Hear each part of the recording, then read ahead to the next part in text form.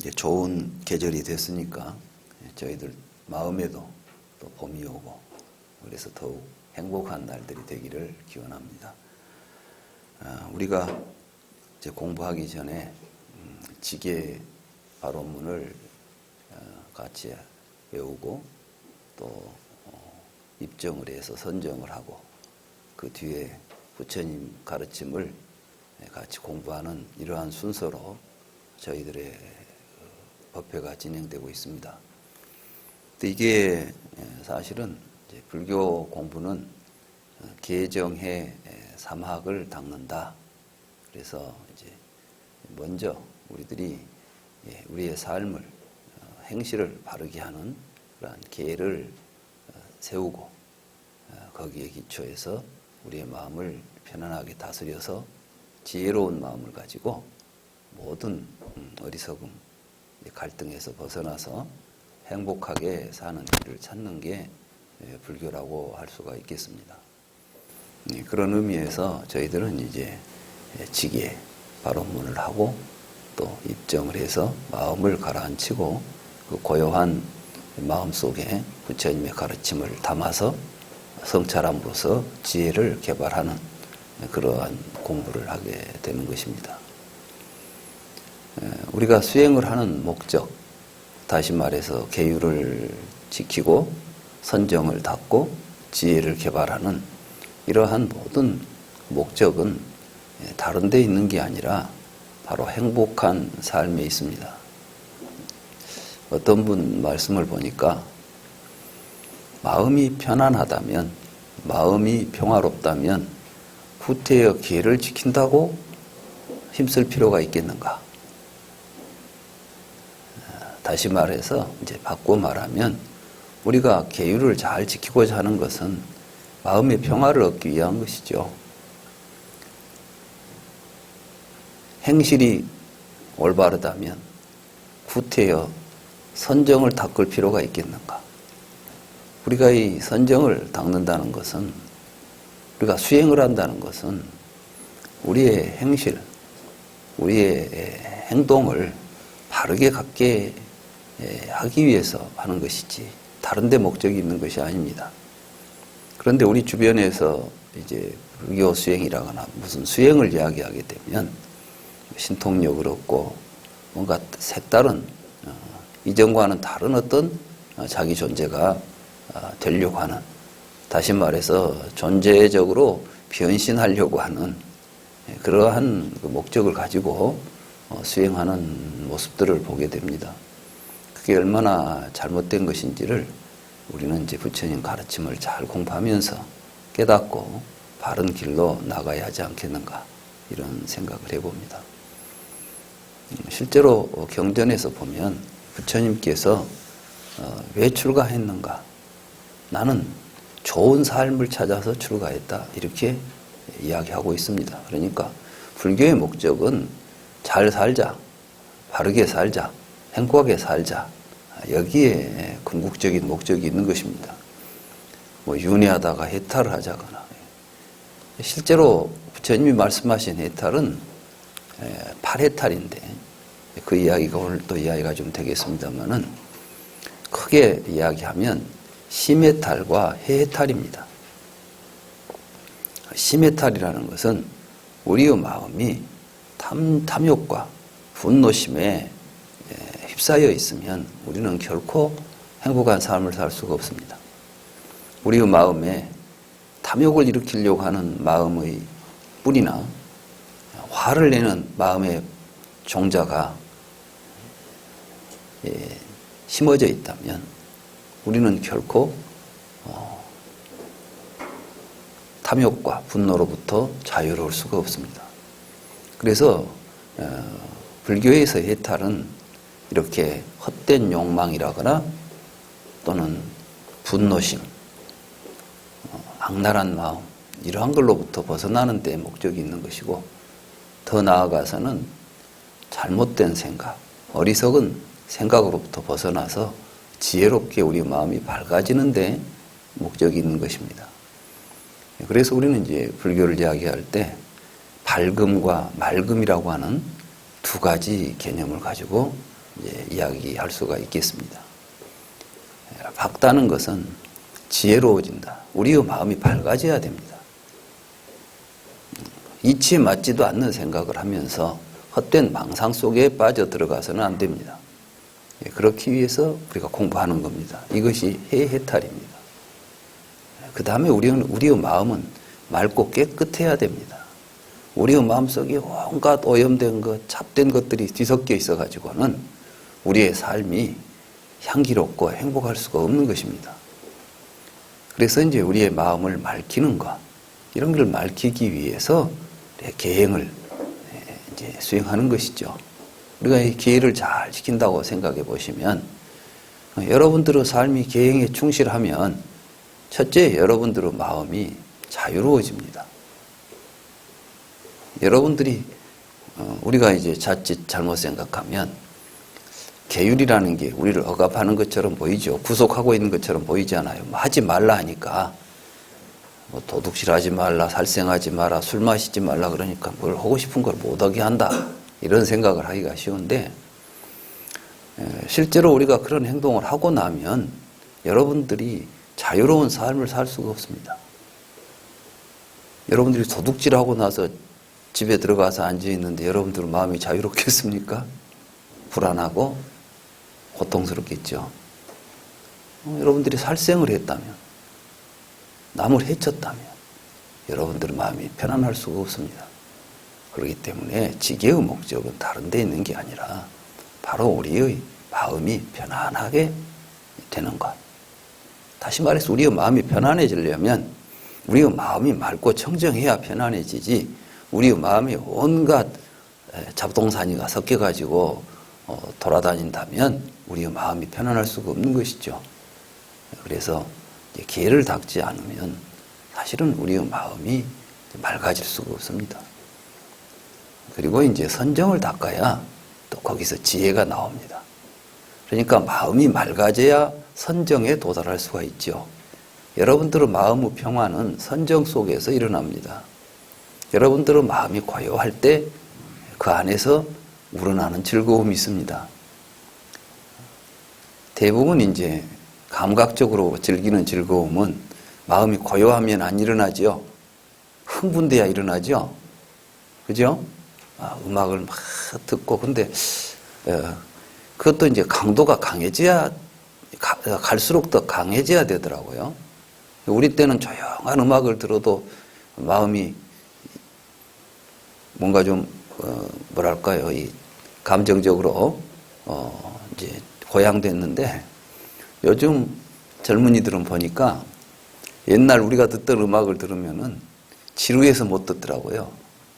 그리고 막 엄청난 그 강한 소리와 그 빠른 율동을 통해서만 뭔가 음악적인 감흥을 느끼는 것 같아요. 이런 걸 이제 보게 되면 사실은 지금 우리가 누리는 여러 가지 즐거움이라고 하는 것들, 감각적으로 누리는 즐거움은 불교적으로 보면 그건 산란한 마음입니다. 그래서 그것은 마치 행복처럼 보이지만 뒤에 가면 우리를 권태롭게 하고 또 우울하게 합니다. 그래서 막 시끄럽게 떠들고 놀 때는 기분이 좋은데 아무도 없이 혼자 앉아 있게 되면 불안해지고 자기 마음을 스스로 추스릴 수가 없게 되는 것이죠. 아마 이제 이런 것들이 오늘 우리 주변에서 이제 마약을 이제 찾는다거나 이런 방향으로 이제 나아가는 것이 아닌가, 이런 생각이 듭니다. 사람들은 정말 어디에 행복한 자리가 있고 무엇이 진정한 행복인지 이걸 알기가 참 쉽지 않은 것 같습니다.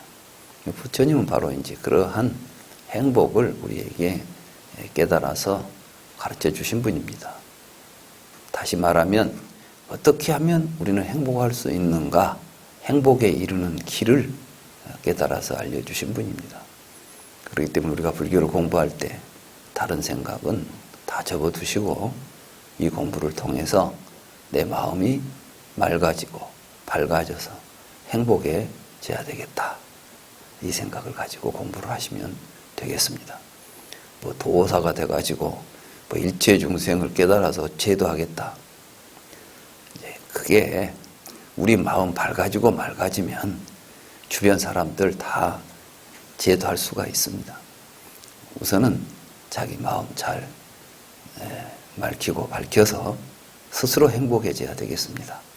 자기도 행복하지 못한 사람이 어떻게 다른 사람을 행복하게 해줄 수 있겠습니까? 모두가 다 행복을 찾고 또 그 속에서 살아가시는 공부를 하시기 바랍니다. 아까 우리 이근우 교장 선생님께서 이제 일산에 계시거든요. 댁이 아마 제가 알기로 일산에서도 여기 뭐 3호선 종점쯤 사시는 것 같은데 거기서 강남에 공부하러 간다니까 주변에서 그 나이에 지금이 어느 때인데 2500년 전 부처님 이야기 들으러 강남까지 가냐고 어떤 분이 그렇게 말씀을 하시더라고. 저한테 웃으면서 말씀을 하셨어요. 요즘 사람들은 그런 생각을 합니다. 지금이 어느 때인데 2500년 전 시절 이야기를 가지고 지금 뭘 하겠다고. 로켓가 우주를 돌아다니는 세상에 그 옛날 이야기 들어서 뭐 하겠다고 이런 생각을 많이 갖습니다. 그런데 지금 우주를 우리가 망원경으로 꿰뚫어보고 우주선이 막 달을 왔다 갔다 하고 이런 세상에 산다고 해서 그 사람들은 마음속에 번뇌가 일어나지 않습니까? 그 사람들은 마음속에 고통이 없습니까? 그렇지 않습니다. 오히려 2500년 전보다 지금 훨씬 더 고통받는 사람이 많습니다. 어떤 사람들은 옛날은 지금 우리가 살던 시대하고는 전혀 달리 옛날 사람들은 참 못 살았다. 말하자면 고통스럽게 살았다라고 생각할 줄 모릅니다. 근데 사실은 그렇지 않습니다. 그건 뭘로 증명이 되냐 하면 옛날에는 그렇게 정신질환이라는 게 없었어요. 그죠? 요즘은요, 이 정신적인 질환이 감기처럼, 옛날에 감기처럼 우리 현대인들에게는 만연되어 있어요. 다시 말해서 현대를 살아가는 사람들이 정신적으로 고통받지 않는 사람이 거의 없다고 해도 과언이 아닐 정도로 우리는 사실은 심한 정신적 고통 속에 빠져 있는 것입니다. 그런데 또 그걸 잘 자각을 못해요. 옛날에는 이 정신과 병원에 간다는 것은 매우 희귀한 일이었죠. 제가 고등학교 때 주변에서 나보고 미쳤다고 그랬나 봐요. 그러니까 우리 아버지가 듣고 얼마나 놀랬겠어요. 어느 날 집에 가니까 아버지가 아주 조심스럽게 정신병원에 한번 가보자 그랬어. 내가 왜요? 그러니까 사람들이 너를 보고 미쳤다고 한다. 근데 이제 이 정신병원을 한번 간다는 것을 사람들한테 소문낸다는 건 이건 너무나 이제 뭐랄까요, 좀 위험한 일이에요. 하여간 감히 누구에게 어디 병원에 가도 다른 병원에 가는 것도 아니고 정신병원을 출입한다는 것은 이것은 굉장히 수치스러운 일이죠. 그래서 이제 진주에 우리 친척이 정신과 의사를 하고 있으니까 거기 한번 가보자. 그래가지고 아무도 몰래 새벽에 일찍 진주 가는 기차를 타고 진주를 다녀온 적이 있습니다. 요즘은 동네마다 얼마나 많습니까? 상담, 심리, 정신 치료 수도 없습니다. 요즘은 정신과 안 가본 사람이 없죠. 그걸 보더라도 우리들의 마음이 얼마나 현대인들의 마음속에 많은 고통이 있는가를 알 수가 있는 것입니다. 불교는 바로 그 지점을 이야기합니다. 불교 공부해가지고 로켓 타고 우주를 돌아다니자는 이야기를 하자는 것이 아니라 우리가 로켓을 타고 우주를 가더라도 로켓 안에 앉아 있었어도 마음속에 일어나는 번뇌는 예나 지금이나 다를 바가 없다는 것입니다. 오히려 옛날보다 더욱 많은 고통이 있기 때문에 이 시대에 우리가 더욱더 부처님의 가르침에 귀를 기울여야 하는 것입니다. 그리고 실제로 우리들은 마음속에서 일어나고 있는 번뇌의 문제, 고통의 문제를 정확하게 그 원인을 분석하고 알아서 해결하신 분은 제가 알기로는 부처님 말고는 없습니다.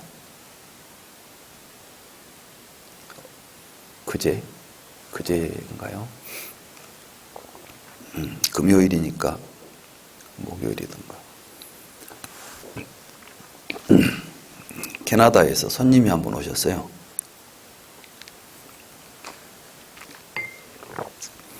그분은 5년 전에 광주에서 모 대학에 상담심리 교수를 하다가 카나다로 그냥 이민을 갔던 분인데 책을 2권을 써가지고 왔더라고요. 그 책 제목이 뭐냐면 반야 상담이에요. 사실은 이제 그분이 전남대에 심리학과를 다니면서 박사 논문을 쓸 때 저한테 좀 와서 제 지도를 받았어요. 제가 지도 교수는 아니지만 그분이 현대의 어떤 심리학을 가지고는 상담 심리라거나 이런 부분에 있어서 인간의 마음이라거나 이런 걸 이해하는데 한계가 있다. 이론은 여러 가지가 있지만 마음이 딱 와서 닿지를 않는다. 이제 겉돈다는 것이죠. 그래서 어떻게 좀 자기는 좀 더 정말 몸으로 느끼는 그런 공부를 하고 싶은데 그래 이제 불교 공부를 하겠다고 대학원 제 수업을 이제 와서 수강을 하고 사실은 이제 전남대에서 그 심리학 전공하신 분들 가운데 몇 분은 이제 저한테 공부를 하고 불교와 연관해서 박사 논문을 몇 분이 썼습니다. 그런데 이제 그분 중에 한 분이죠. 그러면서 이제 처음에 저한테 와서 중도 상담이라는 이름을 가지고 이런 식으로 상담 이론을 만들어서 이렇게 하면 어떻겠는가 하고 와서 중도 이야기를 하길래 당신이 이야기하는 중도는 실제로 부처님이 말씀하신 중도가 아니다. 그래서 좀 더 깊이 공부를 해봐라 그랬더니 뒤에 가서 이제 지혜 상담이라 해가지고 지혜 상담 학회를 만들고 이제 거기에서 여러 가지 이제 상담 지도사들, 상담 지도자 양성을 하더라고요. 그래서 이제 학교에 그 카운셀링 하는 그 교사들이 있죠. 상담 교사들을 이제 그 학회에서 연수해가지고 자격증을 주면 상담 교사가 될 수 있도록 하는 그런 이제 역할을 하다가 5년 전에 갑자기 교수님 나 이제 캐나다로 가서 좀 이 공부를 더 하고 싶습니다. 그래서 캐나다 가서 왜 그 공부를 하러 캐나다를 가냐 그러니까 저는 가고 싶다고. 그래서 저는 속으로 이 사람이 뭐 좀 되는 것 같으니까 이제 캐나다 가서 뭘 세계적으로 해보겠다는 이야기인가. 세상 일이 그렇게 넉넉하지가 않은 것인데 저 정도 가지고 가서 뭐 세계적인 뭘 해보겠다고 하는 욕심이 많지 않은가. 속으로 좀 염려를 했어요. 그래서 갈 때 내가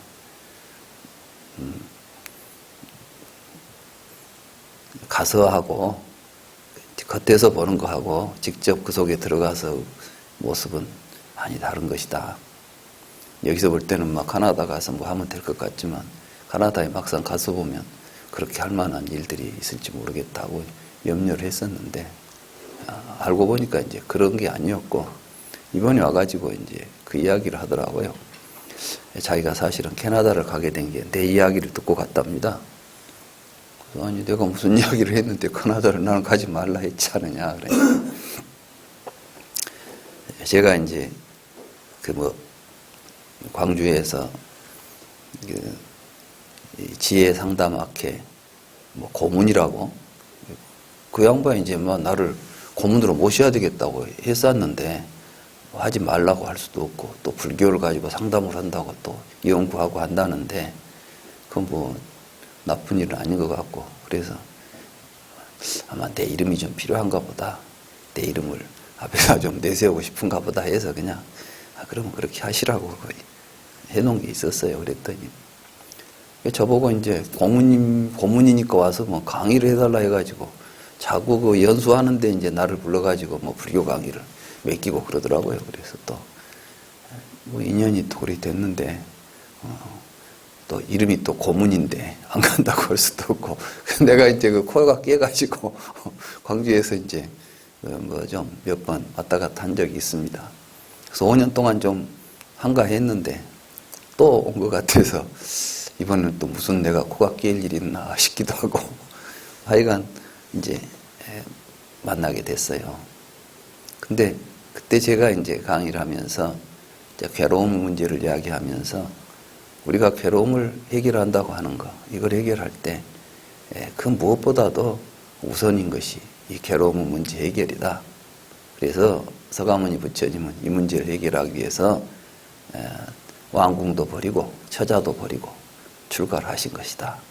또 이 문제를 세상 사람들에게 해결해주고 세상 사람들이 괴로움으로부터 벗어나게 해주는 것이 가장 가치 있는 일이었기 때문에 부처님께서는 평생을 맨발로 돌아다니시면서 그러한 삶을 사신 것이다. 이런 이야기를 이제 한 적이 있어요.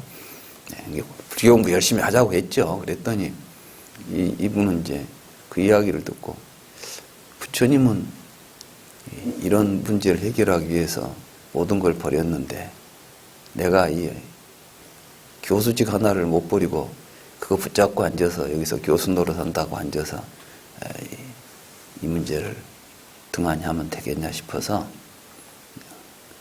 말하자면 출가하는 심정으로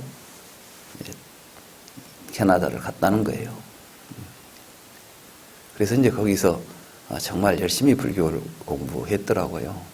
그리고 보니까 뭐 내 동영상이 인터넷에 들어가면 아마 세계적으로 다 통하나 보죠. 그래서 캐나다에서도 이제 계속 내 동영상을 보고 지에 와서 보라 카페에 들어가려고 보니까 외국에서 카페 들어가기가 어렵더랍니다. 그렇습니까?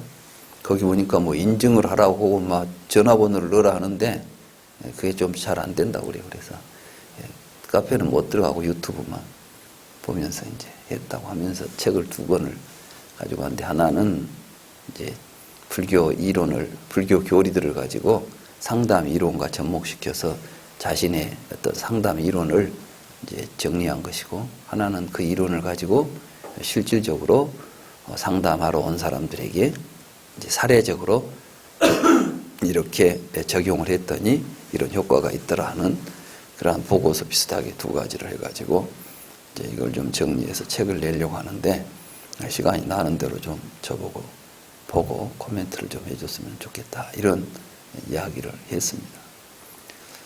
다른 이야기를 하려고 하는 게 아니라 이렇게 현대 심리학을 전공하고 이런 상담을 하려고 하는 사람도 실제로 깊이 있게 그런 문제들에 대해서 고민하다 보면 부처님의 가르침에 오지 않을 수가 없더라 하는 이야기입니다.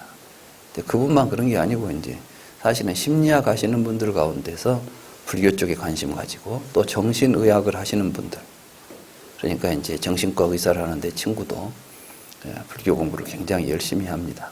그러면서 결국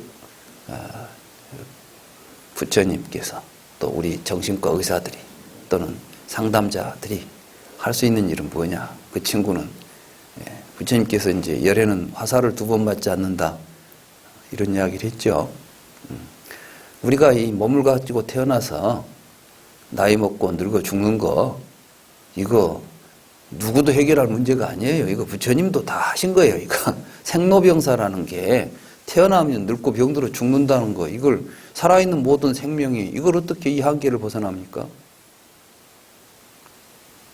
그런데 그 과정에서 태어나서 늙고 병들어 죽는 것은 첫 번째 화살입니다. 열에도 첫 번째 화살은 맞는다는 거예요. 근데 열에는 2번째 화살을 맞지 않아요. 근데 죽는다는 사실을 가지고 또 괴로워하는 거야. 여러분은 죽음에서 죽기 때문에 괴로울 일은 죽을 때 한 번이겠죠. 여러분 아직 안 죽었으니까 죽을 때 괴로움을 아직 겪어보지 않았죠. 근데 여러분들한테는 죽음 때문에 괴로움이 많죠. 이건 전부가 다 두 번째 화살이죠.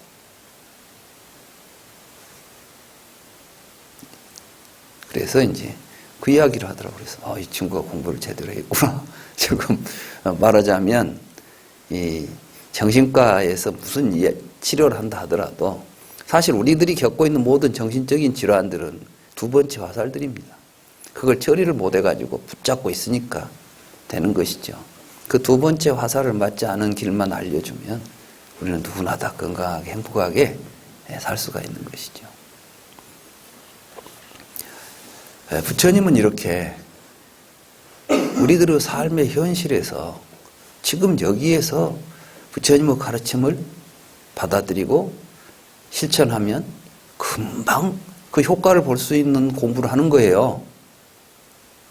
근데 우리는 자꾸 불교 공부를 그렇게 지금 여기에서 부처님 말씀을 한 말씀이라도 우리가 바로 이해하고 실천함으로써 얻을 수 있는 행복들은 그걸 그렇게 소중한 줄을 몰라요. 그리고 머릿속에다가 혼자 엄청난 상상을 합니다. 막 부처님 같은 훌륭한 도인이 돼가지고 이런 걸. 그래서 가당치도 않은 것을 원하는 수행을 하고 있단 말이죠. 우리 주변에. 부처님은 호황하신 분이 아닙니다. 오늘 우리가 이제 지난 시간부터 공부하게 된 또 하고 있는 이 사마냐팔라수타 이 경의 주제는 그래서 바로 그 당시 마가다의 왕이었던 아자타사투라고 하는 왕이 부처님에게 와서 정말 출가 수행자들이 수행을 하면 다른 말로 말해서 이 세상 모든 사람들은 오용락에 빠져 있죠. 사람들은 다 돈 벌려 하죠. 돈 벌어서 어디다 쓸 겁니까? 돈 벌어서 우리가 쓸 수 있는 것, 돈 벌어서 쓰는 목적은 뭐예요? 오용락을 즐기는 거 아닙니까? 좋은 거 먹고 좋은 거 보고 좋은 것 갖고 이런 걸 우리가 원하기 때문에 인생을 거기다 바치고 살아요. 그것도 현실적인 즐거움이죠. 지금 아자타사투는 그렇게 묻습니다. 이 세상 사람들은 다 현실적인 즐거움을 찾고 있다. 죽은 뒤에 무엇이 된다거나 그런 이야기 하자는 거 아니지 않냐. 근데 그런 사람들한테 지금 여기에서 우리가 수행을 하면 좋아지는 거, 우리를 행복하게 해줄 수 있는 거, 이런 게 수행자들에게 있는가를 이제 물었던 거예요. 그러니까 이 말은 무슨 말이에요? 아자타사토는 굉장한 현실주의자죠. 이상주의자가 아닌 거예요. 그래서 이제 그리고 이 사람의 생각은 뭐예요? 지금 여기서 우리가 볼 수 없는 것은 어디 가서 본다고 하는 것은 믿지도 않은 사람이죠. 이게 현대인들입니다. 지금 현대인들이 어떤 종교적인 신념이 강한 사람이 아니라면 대부분은 죽은 뒤에 천당 간다는 이야기가 실감나게 들리지도 않죠. 요즘 젊은이들한테 죽어서 천당 갈 준비하라고 그러면 젊은이들이 뭐라 하겠어요? 지금이 어느 때인데. 지금이 어느 때인데 2000년 전 이야기를 하십니까? 옛날에는 저녁에 별이 반짝이면 그게 천국이라는 증거였어요. 밤에 별이 빛나니까 천국에도 사람이 사는구나. 저녁에 저렇게 불을 켜놓고 있구나. 낮에는 안 보이지만 저녁에는 불빛이 보이니까 저게 천국인가 보다. 근데 요즘은 로켓을 쏴보니까 그런 건 안 보이고 이 천체 덩어리만 있잖아요. 이런 판국에 죽어서 천당 가자는 이야기가 무슨 의미가 있겠습니까?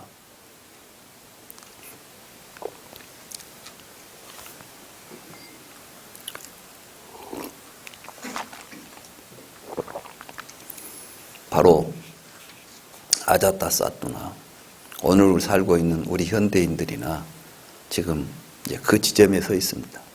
지난 시간에도 이야기했지만 인도에서는 이미 부처님 당시에 바라문들이 이야기했던 내세관, 윤회관 이런 것들에 대해서 이제 별로 믿지 않고 현실적인 쾌락을 위주로 해서 이 세상을 이해하려고 했던 사상가들이 등장했던 것입니다. 그리고 많은 사람들이 이제 형식적으로는 기독교를 이제 바라문교를 믿고 있지만 그들이 실질적으로는 그러한 바라문교의 교리 자체를 확신하지 못하고 있었고 현실적인 즐거움, 쾌락에 빠져 있었던 것입니다. 그러한 사례들은 많은 곳에서 보입니다. 부처님께서 처음 성도하셔가지고 이 녹야원에 가시죠. 녹야원에 가서 오비구를 이제 가르칠 때 그때 그 마을에 청년의 한 청년이 있었어요. 야사라고 하는 청년이 저녁 내 이제 기녀들하고 술을 마시면서 가물을 즐기고 쾌락을 즐기다가 새벽에 일어나서 보니까 모두 이제 막 기녀들이 막 널브러져 있는데 얼굴은 막 화장이 지워져 가지고 괴상한 모습이고 막 자면서 막 침을 흘리고 막 코를 골고 이런 모습을 보니까 이제 속에서 막 역겨운 생각이 일어나 가지고 갑자기 미쳐버렸어요. 그래서 새벽에 이제 튀어나와 가지고 막 돌아다니면서 괴롭다 미치겠다고 막 하니까 부처님이 이제 일어나서 아침 일찍 일어나서 이렇게 경영을 하시다가 어떤 젊은 청년이 막 미치겠다 막 괴롭다 하고 미쳐서 돌아다니니까 이제 불러가지고 여기 고요하고 평화롭고 행복한 곳이 있다. 젊은이여, 이곳으로 오라. 그러니까 이 야사가 부처님 여기 정말 그런 곳이 있습니까? 있다. 그래서 이제 부처님 설법을 듣고 거기서 드디어 이제 그 모든 것을 버리고 출가를 결심하죠. 그때 친구 10명이 따라서 출가를 하지 않습니까? 그와 마찬가지로 실제로 오늘 우리가 살고 있는 이 시대는 이제 정말 부처님 법이 간절하게 필요한 시대인 것입니다. 이러한 모습을 여기 이제 아자타사투가 묻는 질문이 바로 그러한 모습을 보여주고 있다. 저는 이렇게 봅니다. 그래서 이 경은 오늘 우리에게도 매우 의미 있는 것이고, 저 일산에서 강남이 아니라 동해에서도 오셨잖아요. 아니, 이 세상 끝까지라도 찾아가서 정말 이런 법문이 있다면 우리가 찾아가서 공부해야 될 소중한 가르침인 것입니다. 정말 좋은 봄날 모두 꼭 구경 가기 바쁜 날에 이렇게 시간을 내서 오신 여러분들에게 큰 행복이 있으리라고 확신합니다. 그 당시 인도 사상계는 이제 전통적인 브라만 사상으로부터 벗어나서 새로운 사상들이 우후죽순처럼 등장하던 시기였습니다. 근데 저는 그때 이제 이 나타난 사상가들을 보면서 뭘 느꼈냐 하면 사람들의 생각은 옛날 사람이나 지금이나 근본적으로 우리들이 생각하는 사유 방식이나 이런 것들은 크게 다르지 않은가 보구나. 벌써 2500, 600년 전에 이 사람들이 했던 여러 가지 지금 그 인도에서 나타난 철학들은 인류 역사에서 나타난 모든 철학적 관점들을 다 보여줍니다. 저는 이제 그 철학을 전공했기 때문에 동서고금을 통해서 나타났던 여러 우리 인류가 생각했던 철학 사조들에 대해서 대충은 이제 윤곽을 알고 있습니다. 근데 서양 철학도 그렇습니다. 서양의 역사가 그렇게 우리 역사나 마찬가지로 수천 년 역사가 있지만 그들의 정신세계를 지배한 것은 힐랍 철학입니다. 그러니까 2500년 전에 2300, 400년 전에 그리스에서 나타났던 철학자들의 생각이 지금까지도 서양 사람들의 의식세계를 지배하고 있다는 것입니다. 그럼 동양 사람들은 누가 지배하고 있습니까? 노자, 공자 이런 말하자면 그것 또한 2500년 전에 고대 중국 사상가들이 가졌던 생각이 지금까지도 그들의 삶을 지배합니다. 지금도 뭐 정치할 때 논어 읽어야 된다 뭐 이런 이야기 하잖아요. 그렇죠? 마찬가지입니다. 그런데 사실은 인도 철학은 그들과는 또 달리 굉장히 폭넓습니다. 내가 지난 시간에 그런 이야기 했을 거예요. 인도라는 나라는 지정학적으로 매우 복잡한 나라다 그랬죠. 그러니까 땅덩어리는 아프리카 땅덩어리가 떨어져 가지고 와서 붙었지. 그러다 보니까 이제 인종은 막 아프리카 인종에다가 유라시아 인종이 이제 같이 막 섞어져요. 거기다 한 3,500년 전에는 또 위에서 또 막 사람들이 밀려 내려와 가지고 뒤섞입니다. 그러니까 인도처럼 인종이 복잡하게 얽혀 있는 다른 데는 인종이 지역별로 살아요. 그러니까 중국을 가더라도 중국도 굉장히 다양한 인종이 살죠. 근데 중국은 가서 보면 동네마다 같은 인종들이 살아. 그러니까 티베트 가면 티베트족들이 살고, 저 어디 갑니까? 저쪽이 어디 청해나 이런 데를 가면 또 거기 그 동네 그 소수민족들이 살아요. 만주에 가면 우리 조선족들이 살고 있고 그러잖아요. 근데 인도는 그래 아니에요. 전역이 한 동네에 사는데 한 동네가 막 이 혈통 저 혈통이 막 뒤섞여 있는 거예요. 그러니까 굉장히 복잡하죠. 그래서 그런지 몰라도 그쪽에서는 별의별 생각들을 다 했던 것 같아요. 그래서 이미 부처님 당시에 나타난 이 육사외도 사상은 굉장히 중요한 의미를 지닙니다. 근데 저는 또 그런 생각을 해봤어요. 정말 인도에서 이 6 사상가들만 있었을까? 아니면 많은 사상가들이 있었는데 부처님께서 보시기에 말도 안 되고 거론하기조차 불편한, 말하자면 거의 의미 없는 것들은 싹 빼버리고 6개만 딱 잡아서 지금 이야기하고 있지 않는가. 말하자면 인도 사상의 전체적인 맥락을 그렇게 보면서 우리 인간들이 생각할 수 있는 사유의 모든 영역들을 말하자면 그 6 사상가들을 통해서 보여주고 그걸 불교가 극복하고 있는 모습으로 이야기하고 있지 않은가.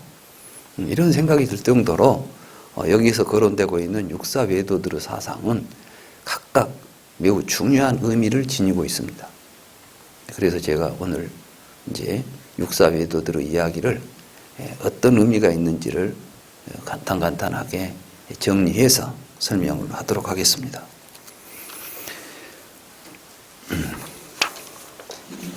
첫 번째 이 거론되고 있는 그 사상가는 뿌라나 까사바입니다. 여기 보면 이제 이렇게 이야기가 나오죠. 우선 아자타사투 왕의 물음을 한번 살펴보겠습니다. 세존이시여, 이런 직업들이 있습니다. 여러분들의 책 65쪽에 14번입니다. 예를 들면 코끼리 조련사, 말 조련사, 마부, 궁수, 기수, 참모, 대신, 왕자, 하인, 요리사, 이발사, 도공. 그러니까 그 당시 인도에 이런 직업들이 있었다는 겁니다.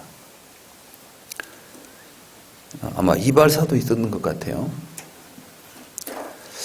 그들은 그것으로 자신을 즐겁고 기쁘게 하고, 부모를 기쁘고 즐겁게 하고, 처자를 기쁘고 즐겁게 하고, 친구와 동료를 기쁘고 즐겁게 하며 사문과 바라문에게 행한 유익한 공양은 천상에 태어나고 천상에 이르는 좋은 가보를 가져다 줍니다. 세존이시여, 이와 같이 지금 여기에서 눈에 보이는 사문의 가보를 보여줄 수 있습니까? 우리들이 돈 벌어서 쓰고 뭐 하는 것은 내가 일해가지고 돈을 벌면 그 결과 내가 얻게 되는 이익이라는 것은 눈에 훤히 보이죠. 그렇죠?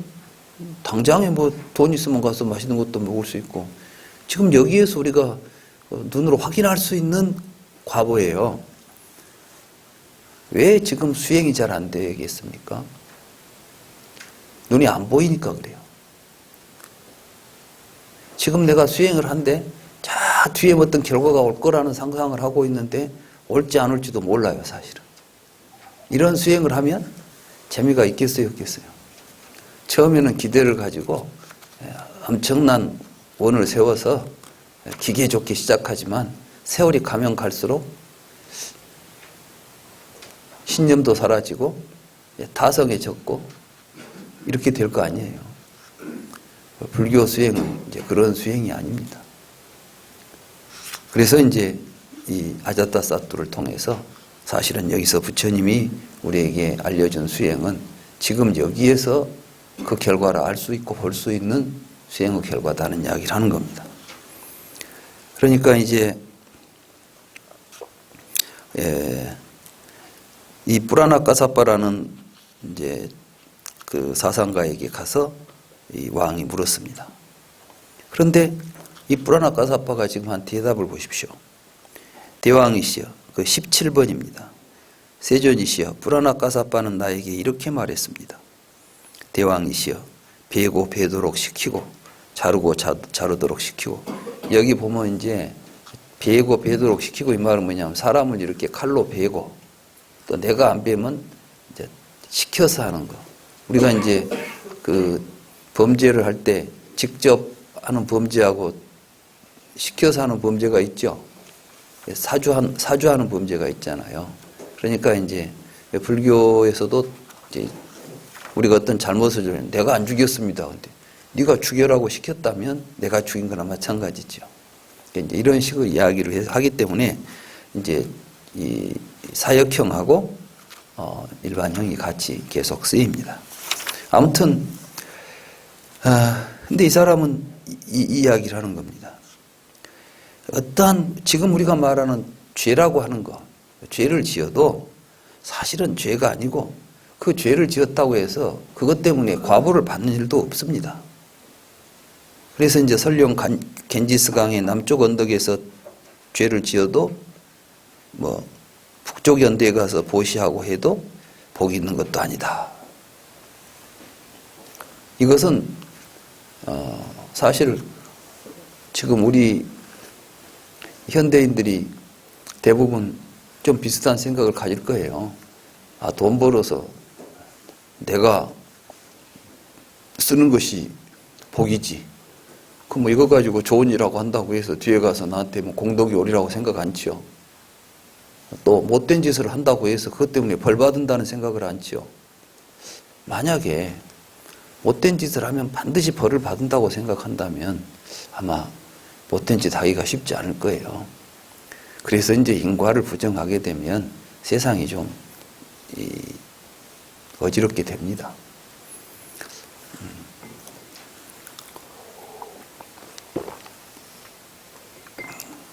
전에 어떤 분이 쓴 글을 보니까 그분이 이제 누구냐면 이 서울대에서 이제 교수를 하고 전북대 또 와서 교수를 하시다가 이분이 이제 하이데거 전공을 했는데 선의 세계라고 하는 책을 쓰신 분이에요. 그분이 아마 옛날에 그 국무총리 했던 고건의 총리 아버지 고형곤 선생님이라는 분인데 이제 그분이 쓴 선의 세계 이렇게 책을 이제 선을 그분이 불교 공부를 굉장히 좋아해가지고 서양 철학 하면서도 이제 선 사상하고 하이데거 사상을 막 비교해가지고 굉장히 어려운 책을 썼어요. 근데 그분이 이제 이런 이야기를 그 이야기는 어려우니까 저도 잘 이해가 안 되는 부분이고 다만 이제 그분이 쓰신 글 가운데 우리가 이제 이 살생을 하면 뒤에 가서 이 악업을 지은다. 또 그리고 윤회를 한다. 그러니까 내가 어떤 이제 그런 이야기를 듣고 살다 보니까 이 닭을 한 마리 잡으려고 하더라도 혹시 저 닭이 전생에 내 부모가 아니었을까 이런 생각도 하게 되고 뭐 개를 한 마리 보더라도 뭐 그런 생각을 하게 되면 개를 함부로 다룰 수도 없고 살생을 함부로 할 수도 없지 않은가. 그래서 사실이든 아니든 간에 우리가 윤회를 하고 뭐 전생을 이야기하는 것은 우리들의 삶에 있어서 매우 의미 있는 일이라는 이제 그런 말씀을 하셨더라고요. 근데 물론 그렇습니다. 그러니까 이제 어떤 우리들의 삶에 있어서 인과가 없다. 다시 말해서 내가 어떤 행동을 했을 때 우리의 행위가 우리의 삶의 어떤 결과로서 반드시 나타난다는 이러한 것들이 부정되면 사실 우리들이 뭐 도덕적으로 살아야 된다거나 뭐 개나 소처럼 금수처럼 살아도 별 다를 일이 없는 것이죠. 현대 문명의 문제가 어디에 있냐 하면 인간을 자연 상태에서 이해하자고 출발합니다. 서양 근세가. 루소가 뭐 자연으로 돌아가자 이런 이야기 하죠. 그 이야기는 무엇이냐면 인간을 자연 상태에서부터 이해해 보자는 거예요. 그러면 자연 상태에서 인간을 이해한다는 것은 인간을 동물로 보고 보자는 겁니다. 그러니까 다른 동물과 다를 바 없잖아요. 인간을 자연 상태에서 놓고 보면 인간은 동물이죠. 그럼 동물로서 인간을 보게 되면은 동물이 지가 살자고 다른 동물을 죽이는 게 뭐가 죄가 됩니까? 사자가 지가 배고파서 소 잡아먹는 게 뭐가 죄가 됩니까? 또 사자끼리 세력 다툼하면서 폭력을 행사하고 심하면 죽이는 게 자연 상태에서 죄라고 봅니까? 안 보죠? 인간을 그런 상태에서 출발하자고 한 게 서양 근세의 개인주의입니다. 그러니까 인간이라는 것은 근본적으로 이기적 존재고 이기적 존재는 다른 존재를 전부 적으로밖에 볼 수 없다고 봅니다. 그래서 이제 홉스라고 하는 사람이 한 그 사회계약론에 의하면은 만인에 의한 만인의 투쟁이라는 표현을 합니다. 우리가 살고 있는 이 사회는 모든 사람들이 각각 적대관계로 맺어져 있는 사회예요. 그러니까 나 아닌 건 전부 적이죠. 왜? 내 욕심을 충족시키기 위해서는 나 아닌 다른 존재는 전부 경쟁의 상대가 될 수밖에 없지 않겠습니까? 그래서 이걸 기본으로 삼고 그것을 권리로서 인정해 주는 거예요. 이게 개인과 인권이라는 개념입니다. 그러니까 인권 이야기를 하다 보면 어떨 때 보면 우리가 좀 납득이 안 가는 인권 개념들이 등장할 때가 있어요. 물론 많은 부분은 저는 여기서 지금 인권을 무시하자는 게 아니라 과연 그렇게 인간을 설정하고 인권을 이야기할 때 이게 제대로 된 인권이 되겠는가 하는 이야기를 하는 거예요. 우리가 진정한 인권을 이야기하려면 인간에 대한 이해가 바로 되어야 되겠죠. 그 인간에 대한 바른 이해를 중심으로 해서 그 인간의 권리를 이야기해야 되는 거 아니에요. 그런데 모든 인간에게는 동일한 권리가 있다. 어떤 권리? 지 욕심을 자기가 마음대로 취할 권리가 있는 거예요. 그래서 이제 사회계약론이 등장합니다. 사회계약론의 핵심은 뭐냐? 모든 인간들이 자기 자신의 생존과 이익을 위해서 타자를 위해할 수 있어요. 말하자면 위해를 가할 수 있어. 그런데 내가 위해를 가하면 나도 위해를 받을 수 있겠죠. 인간은 그걸 안다는 거야. 다른 동물들은 그걸 모르니까 그냥 그대로 사는 거예요.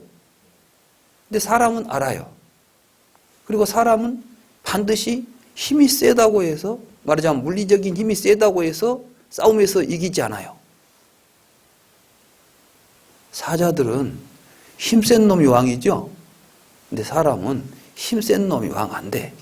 아무리 힘이 세도 이 머리를 잘 써가지고 말하자면 힘은 약하지만은 나를 죽일 수 있는 가능성을 더 많이 확보한 존재가 있다고요. 힘이 세다고 해서 반드시 이기지 않아요. 그러니까 이제 인간들은 힘이 있든 없든 누구든 내가 피해를 받을 수 있죠. 동물들은 힘센 한번 왕이 돼버리면 다른 애들은 이제 옆에 근접을 못해. 인간은 그렇잖아요. 언제든지 나도 해를 받을 수 있다는 것이 우리에게 보편적 사실이에요. 이걸 알기 때문에 인간들은 이제 서로 이런 일을 하지 말자고 죽이지 말자는 약속을 한다는 거예요. 이게 이제 사회 계약입니다. 그래서 인간이 계약만 지키면 돼요. 인간은. 그러니까 서구에서 말하는 인간들은 윤리나 윤리 같은 것은 사실 우리들에게 우리가 지금 윤리라고 부르는 것들은 전통적 관습이에요. 대부분이. 그렇죠? 그런데 이제 자연의 상태에 돌아가 보면은 전통적 관습이 의미가 있습니까? 없습니까? 사라지죠. 그럼 오직 이제 모든 인간들은 자연 상태에서 계약에 의해서만 서로 행동을 제약할 수 있어요. 하지 말라는 이야기는 계약에만 나오는 이야기야. 그러니까 우리가 법으로 사형을 이제 사람을 죽이지 말자는 법이 있죠. 살인은 죄가 된다는 법은 자연법이 아니라 계약에 의해서, 그러니까 국회에서 제정된 법 속에 있는 겁니다. 국회에서 제정된 법이 아닌 영역에 대해서는 우리가 도덕적으로, 관념적으로, 관습적으로 죄라고 생각하고 못된 일이라고 생각하는 것도 단죄할 수가 없고 그것에 대해서 추궁할 수가 없는 거예요. 그러니까 우리가 보면은 저런 못된 죄가 있는데 근데 법으로 약속했죠. 그러니까 처벌을 못해요. 요즘 공소시효라는 거 있잖아요. 공소시효 많이 들어보면 참 저걸 뭐 때문에 만들어놨지 싶은 게 있죠. 아니 좀 못된 짓을 한 게 뻔히 드러났어요. 그런데 공소시효 때문에 처벌을 못한대요. 왜? 약속을 그렇게 해놨으니까. 이게 우리가 지금 살고 있는 세계예요. 그러니까 지금 우리가 볼 때 저 나쁜 사람이다라는 이야기를 하지만 사실은 이 서양에서 본 인간은 본래부터 다 나쁜 사람들이에요. 본래가 나쁜 사람들이라니까. 우리 전통적인 이 관념으로 보면 다 나쁜 사람들이 모여가지고 나도 나쁜 짓을 당하기 싫으니까 이것은 하지 말자는 최소한의 약속된 부분만을 지키고 살자는 거예요. 그게 지금 우리가 보고 있는 현대 사회의 우리들의 윤리 개념의 토대입니다. 그거 외에는 아무것도 인정하지 않습니다. 불교에서는 어떻게 그러면 인간의 윤리성, 우리가 어떻게 우리는 인간답게 산다는 거, 바르게 산다는 게 뭘까를 어떻게 정추할까요? 사실은 이런 점들이 철학적으로 굉장히 중요합니다. 그리고 불교는 바로 그 답을 가지고 있습니다. 그게 뭐냐 하면 무아와 공입니다. 연기입니다.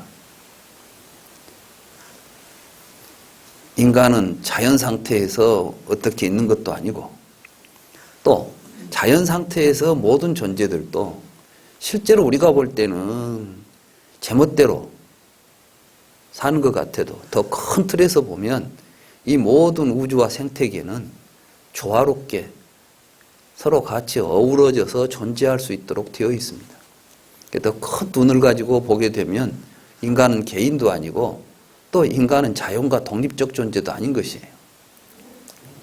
우리가 이제 앞으로 불교를 공부하게 되면 바로 그러한 우리 자신의 구조와 모습에 대해서 좀 더 정확한 이해를 할 수가 있는 것이고 거기에 근거해서 우리가 어떻게 사는 것이 바른 삶이고 어떻게 해야 우리가 행복한 삶으로 갈 수 있는가 하는 답이 나오는 것입니다. 아무튼 서구에서 보고 있었던 그 인간 이해, 그것은 사실은 빠꾸다 까짜에나나 전혀 다를 바 없는 뽀라나 까사빠나 다를 바 없는 인간 이해를 지금 우리 현대인들은 하고 있는 것입니다.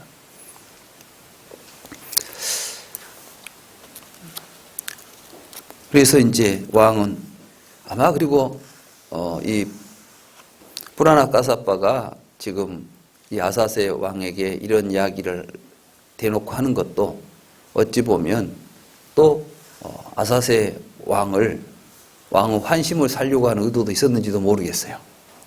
아사세 왕이 아버지를 죽인 사람 아닙니까? 죄의식에 시달리고 있지 않습니까? 근데 앞에서 죄될 거 없습니다, 이런 이야기를 하는 거예요 지금. 그러면 마치 면죄부를 줄 수 있는 것처럼 생각하잖아요. 근데 지금 이 아사세는 사실은 자기도 그러리라고 생각하고 했던 거 아니에요. 이 사람이 아버지를 죽일 때 부모를 죽이면 나에게 회가 될 것이다 라는 생각이 있다면 그 일을 했겠습니까? 부모만 없으면 될 거라고 생각을 했죠. 그런데 부모가 아버지를 죽이고 나니까 자기의 마음이 편치 않고 항상 괴로운데 뭐 그거 죄 안 된다고 누가 이야기해 준다고 해서 마음이 갑자기 편안해지지는 않겠죠. 이런 것들을 통해서 이제 아사세는 지금 수행하면 뭐가 좋아지냐고 물으니까 엉뚱한 소리만 하는구나 이런 생각이 드니까 이제 물러서서 마칼리 고살라를 찾아갑니다. 이 마칼리 고살라라는 사람은 이 숙명론자입니다. 다른 말로 말하면 결정론자입니다. 여기에 보면 아주 복잡한 이론을 이야기하고 있습니다. 얼른 보면 여러분들은 무슨 이야기인지 좀 이해하시기 좀 어려울 거예요. 20번입니다. 대왕이시여, 중생들이 타락하는 데는 원인이 없고 조건이 없습니다. 원인 없이 조건 없이 중생들은 타락합니다. 중생들이 청정해지는 데는 원인이 없고 조건이 없습니다. 원인이 없고 조건 없이 중생들은 청정해집니다. 그럼 이것이 무인무연론처럼 보이죠? 무인무연론이 아니라 사실은 이건 결정론입니다.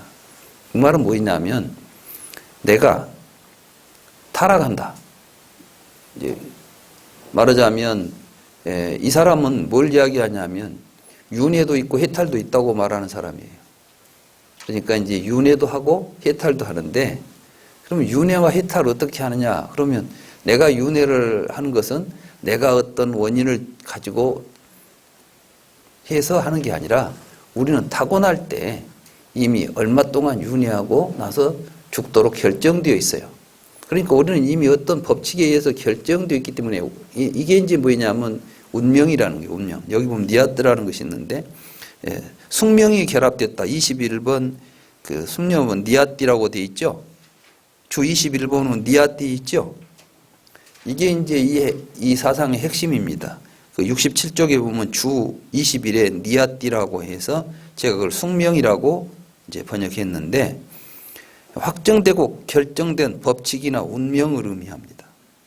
그러니까 우리는 태어날 때 여러 가지 요소들에 의해서 이제 모여가지고 태어나는데 그 가운데 니아띠라는 게 하나 들어와요. 그 니아띠는 전부 다릅니다. 여러분이나 나나 전부 달라요. 요즘 좀 쉽게 말하면 여러분들한테 어떤 프로그램 하나가 이제 컴퓨터가 있는데 컴퓨터가 작동하는 작동 방식 하나가 들어있는 거예요. 그러면 그 컴퓨터는 그 프로그램대로 움직이겠죠? 이런 게 우리들 하나씩 갖고 태어나요. 그럼 여러분들은 이 세상에 태어날 때 어떤 니아띠를 갖고 있으면 거기로부터 조금도 벗어날 수 없어요. 여러분이 스스로 노력을 해가지고 뭐 해탈을 한다거나 여러분들이 스스로 타락해가지고 뭐 윤회를 한다거나 이런 게 아니라 그냥 여러분들은 주어진 숙명대로 살다 갈 수밖에 없다. 이게 이제 왜 이런 사상이 나왔을까요? 이게 자연과학자들의 시각입니다. 현대 자연과학자들은 이 자연의 모든 물질들이 움직이는 법칙이 있다고 봅니다.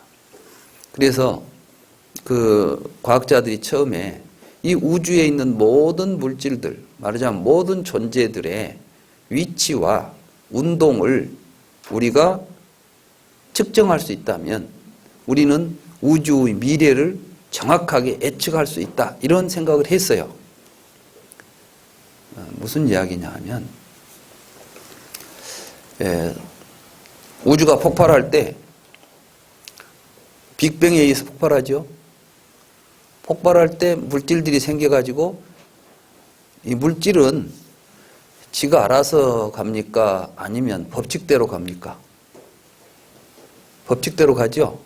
자, 여기 있는 걸 내가 이렇게 치면 내가 어느 각도로 쳤냐에 따라서 이것이 날아갈 방향이 정해지지요.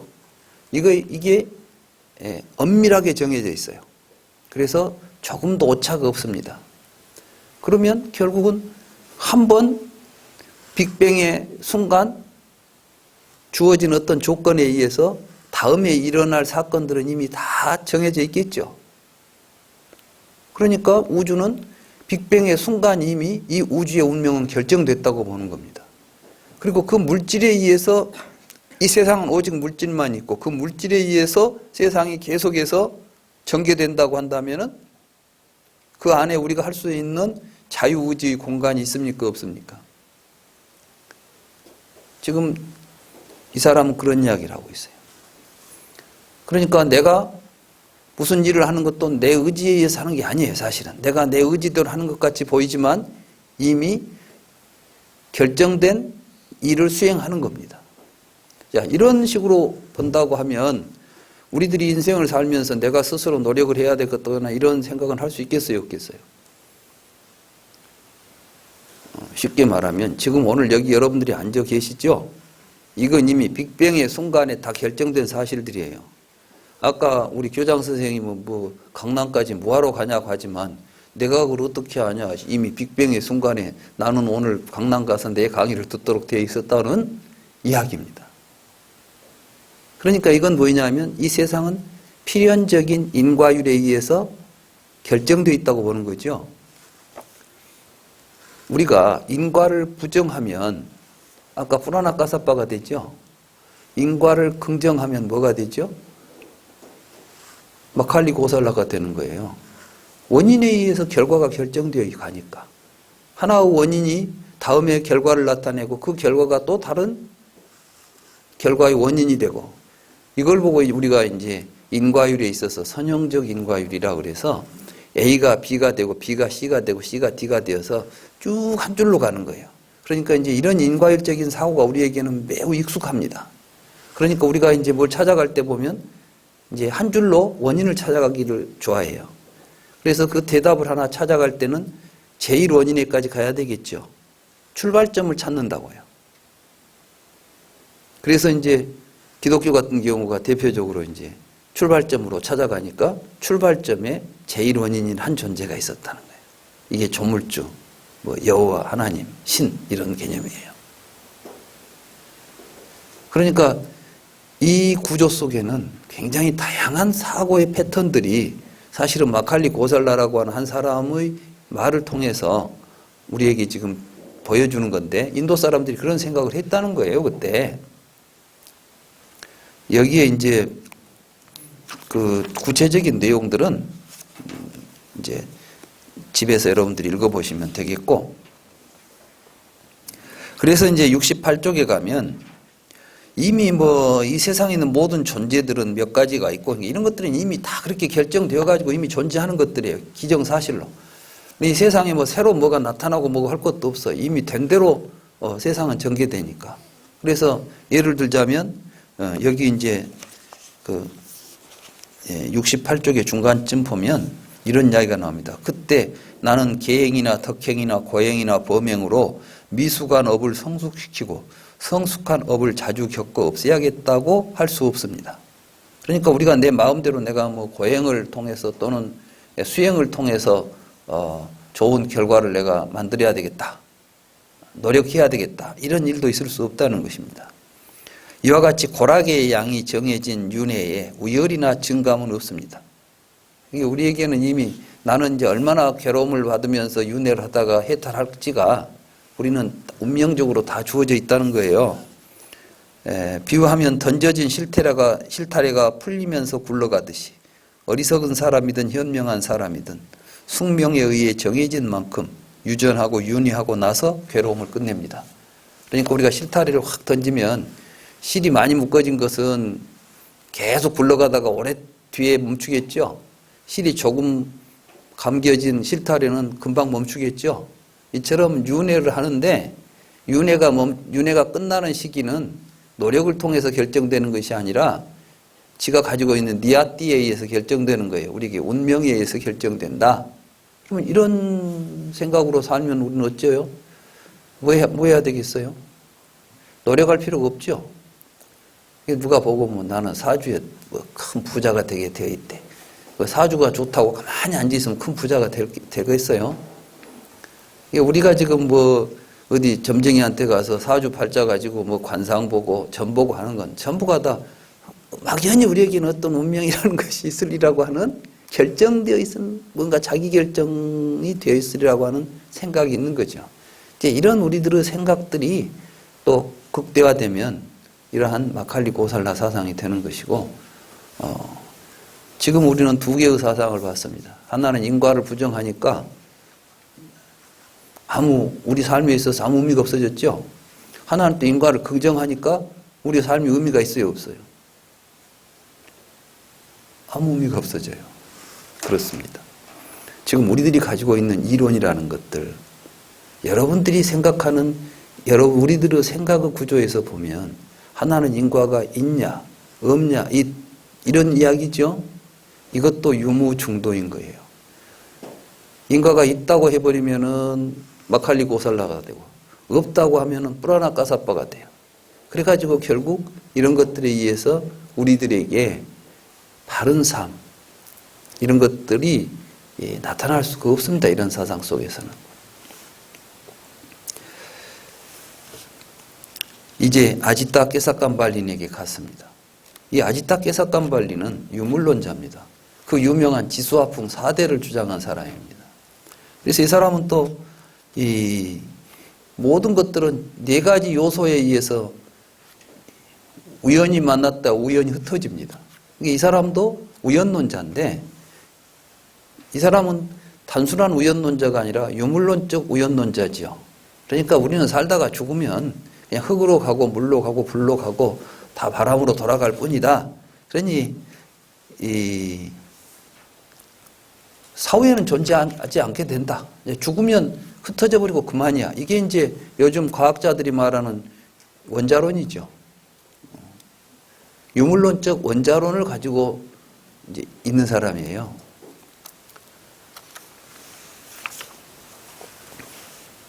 그러니까 결국 이런 사람들은 도덕적으로는 쾌락주의에 이제 빠져들 수밖에 없어요. 그래서 인도에 쾌락주의가 굉장히 만연합니다. 그리고 이제 인도 사람들은 이제 그러한 여러 구조 속에서 쾌락이라고 하는 것은 당연히 우리가 인생을 살면서 누려야 될 중요한 덕목 중에 하나가 됩니다. 인도 사람들이 인생을 살아갈 때 4가지 목적이 있습니다. 아르타라고 하는 건데 4가지 의미, 목적을 의미하죠. 첫째가 뭐냐? 그러면은 까마예요. 까마. 까마가 뭐냐면 쾌락이에요. 그래서 까마수트라도 있어요. 까마수트라 이야기 들어보셨죠? 이 까마수트라는 요즘 우리가 이제 보면 뭐 거의 포르노에 속하는 거예요, 이게. 여러분들이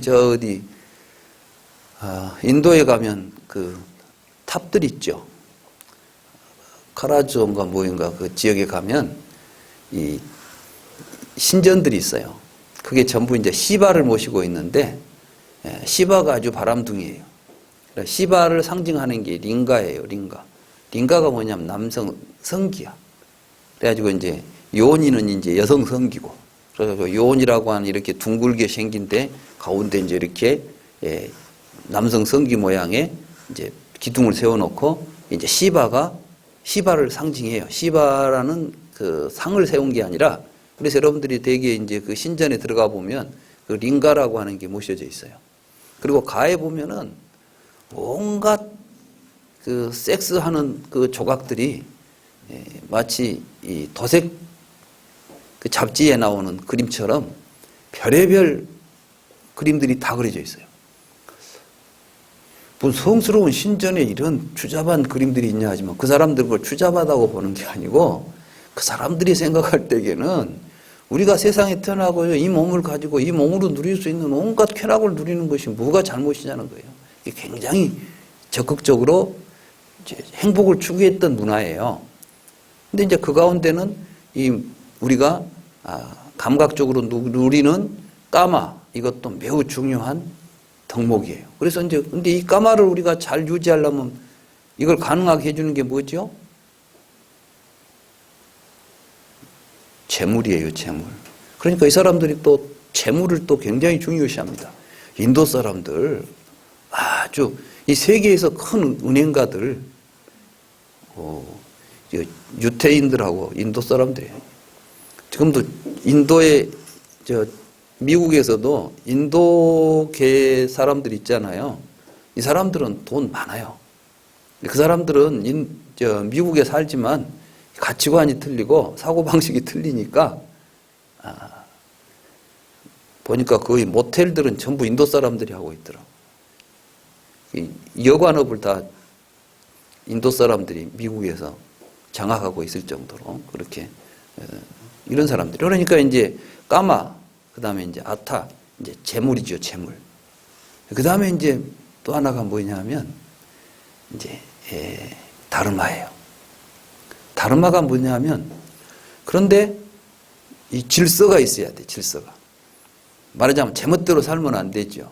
그래서 그 사람들이 이제 다르마를 지켜야 되는데 이 다르마가 의무예요, 의무. 근데 이 다르마가 사회적으로 주어지기 때문에 각기 의무가 다릅니다. 그 말은 무슨 말이냐면 인도에는 이제 사성 카스트 제도가 있잖아요. 그러니까 브라만, 크샤트리아, 바이샤, 수드라가 있죠. 그럼 이 카스트마다 다르마가 있어요. 그러니까 바라문들은 다르마가 뭐예요? 그건 배달을 외워가지고 제사 지내는 게 그들의 다르마예요. 그러면 크샤트리아교는 뭐가 다르마예요? 칼 들고 나와서 전쟁하는 게 그들의 다르마예요. 그러니까 전쟁이 일어나는데 크샤트리아가 무섭다고 도망갔다. 그건 이제 이미 비법, 그건 다르마에 어긋난 거예요. 제사를 지내야 되는데 바라문이 제사를 못 지내고 앉아있다. 이건 비법인 거예요. 그래서 이제 이 다르마가 사회를 유지하고, 본래 이 다르마라는 것은 우주 질서인데 이런 우주 질서와 우주 질서에 맞춰서 사회 질서가 움직인다고 보는 개념을 가지고 이제 인간들의 다르마를 설정해 놓고 우리들이 살아가면서 여러 이제 감각적 쾌락을 즐기면서 재물을 가져야 되겠고, 이러한 재물을 가지고 감각적 쾌락을 즐기는데 이것들이 좀 더 사회적으로 원활하게 이루어지기 위해서는 뭐가 있어야 되겠어요? 사회 질서가 있어야 되겠죠? 이게 이제 다르마 개념이에요. 법. 그 다음에 이제 뭐냐면 해탈이에요. 목샤. 근데 이제 이 사람들은 왜 그런 목샤를 주장하겠어요? 목샤라는 것은 죽은 뒤에 안 죽는 세계로 가야 돼. 그러니까 이제 윤회설이 등장하잖아요. 윤회설에서 해탈은 무엇이냐 하면 사후에 다시 이 세상에 와서 돌고 도는 건 괴로우니까 이제는 아예 그냥 안 죽고 영원히 사는 세상으로 가야 되겠죠. 이게 불사예요. 이게 브라만천에 가야 성취가 돼요. 그래서 이제 죽어서 브라만천으로 가는 것이 그들에게 말하는 해탈인 거예요. 근데 이제 이러한 개념들이 각 종교마다 이제 달리 그 목사 개념을 다른 식으로 해석하기 시작하는 거죠. 불교는 불교대로 해탈이라는 개념을 설정하고 자인화교는 자인화교대로 또 해탈의 개념을 설정하는데 왜 이런 해탈의 개념들을 자꾸 인도 종교는 해탈을 지향한 들이 돼 있잖아요. 많은 사람들이 그러니까 인도 종교는 똑같은 해탈인가 보다. 천만의 말씀이에요. 자인화교에서 말하는 해탈은 뒤에 이제 자인화교 이야기가 나오겠습니다만은 지금 우리가 이야기한 해탈과는 브라만교에서 말하는 해탈은 천상세계에 가는 거라면 브라만천에 가는 거라면 자인화교에서는 지바와 아지바가 분리되는 현상이에요. 다시 말해서 정신과 육체가 분리되어야 해탈이라고 그래. 그러니까 해탈이라는 말은 똑같지만 해탈은 내용은 각기 다른 거예요, 지금. 불교에서는 해탈은 뭘까요? 또 이런 물음이 다시 제기되는 거예요.